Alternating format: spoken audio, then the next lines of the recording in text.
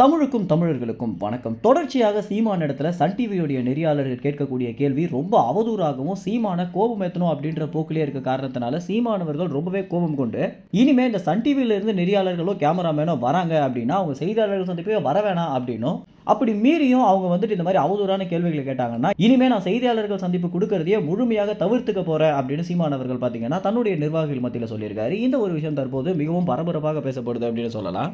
சீமானுடைய செய்தியாளர்கள் சந்திப்பை பார்க்கறதுக்குன்னே ஒரு தனி ரசிகர்கள் பட்டாளம் இருக்காங்க அப்படின்னு சொல்லலாம். ஏன்னா எல்லா அரசியல்வாதிகள் மாதிரி இல்லாம செய்தியாளர்கள் கேட்கக்கூடிய ஒவ்வொரு கேள்விகளுக்கும் ரொம்பவே அழுத்தமாகவும் திட்டவட்டமாக பதிலை தெரிவிக்கிறதும் அடுத்தடுத்த கேள்விகளை கேட்டு கேட்டு பதில் சொல்றது தான் பார்த்தீங்கன்னா சீமான் அவர்களை அடுத்த கட்ட நகர்வுக்கு கொண்டு போயிருக்கு அப்படின்னு சொல்லலாம். இந்த மாதிரியான விஷயங்கள் சீமானுக்கு எந்த அளவுக்கு கை கொடுத்துச்சோ அதே மாதிரி தான் இன்னொரு பக்கம் பின்விளைவாக நெறியாளர்கள் கேட்கக்கூடிய கேள்விகளுக்கு சீமான் கோவப்பட்டு பதில் அளிச்சிட்டாரு அப்படின்னா அந்த ஒரு விஷயத்தை வச்சே சீமானுக்கு இருக்கக்கூடிய ஆதரவாளர்கள் மத்தியில் சீமானுக்கு இருக்கக்கூடிய பேரை கெடுக்கணும் அப்படின்ற போக்கில் நிறைய பேர் செயல்பட்டு வந்துட்டு இருக்காங்க.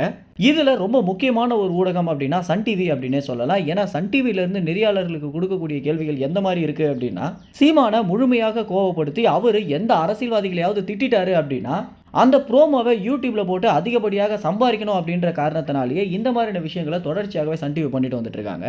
ராஜவேல் நாகராஜன் ஏவி விட்ட ஒரு நபர் எப்படி அவருடைய மெசேஜில் இருக்கக்கூடிய கேள்விகளை பார்த்து பார்த்து கேள்விகளை கேட்டாரோ இந்த ஒரு விஷயம் எப்படி வெளியே வந்துச்சோ இதே மாதிரி தான் தற்போது சன் டிவியுடைய நெறியாளரும் பார்த்தீங்கன்னா அவருக்கு மொபைலில் கேள்விகளை அனுப்பி வச்ச ஒரு நபர் சன் டிவியுடைய மேனேஜர் அப்படின்னும் இவங்க இந்த மாதிரி சீமான இடத்துல கேள்வி கேட்கணும் அப்படின்னு சன் டிவியுடைய நெறியாளர்களிடம் திணிக்கிறாங்க அப்படின்ற ஒரு விஷயத்தை தற்போது வெளியே கொண்டு வந்திருக்காங்க சன் டிவியுடைய நெறியாளர்கள்.